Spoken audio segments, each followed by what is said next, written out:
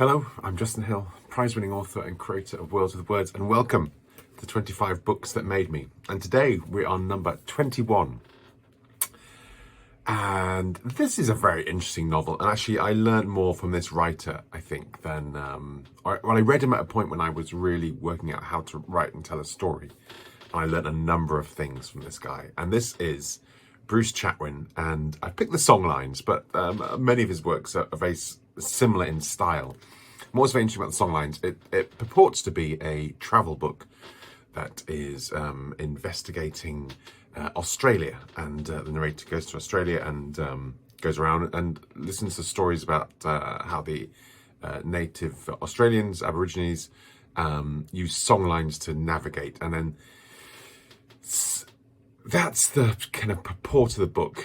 And you'll find it in the travel section, but actually it's fiction. It's not true. I mean, it's based on fact in any way that many novels are, but it's actually a work of fiction.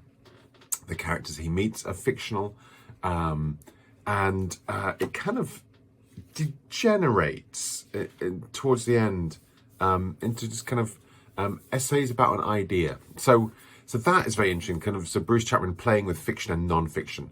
But also, I learnt how to, and I studied Chatwin, kind of page by page, and I learnt so many things from him. And if you've had a creative writing lesson from me, you've done Chatwin exercises on how to structure a paragraph and to structure your sentences, which no one else really shows you. But also, Chatwin had an incredible sense of colour. He spent his early life working in Sotheby's on the modern art department, so he knows his burnt ochre from his other kinds of ochre, and so a very precise sense of detail.